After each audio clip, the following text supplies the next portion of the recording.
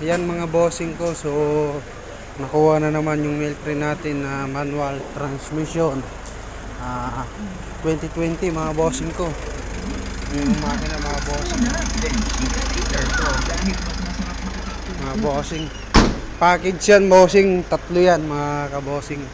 Yung isa nasa labas na yun eh. Mga kabossing ko. Yan, so paki-follow and share na lang sa ating YouTube channel mga bossing ko. So another day, another car na naman mga bossing. Yung bossing natin. Bossing, ano masasabi mo sa unit bossing? Ayos, maganda yung unit, maganda yung makina, maayos lahat. Matutuwa yung ating gagamit.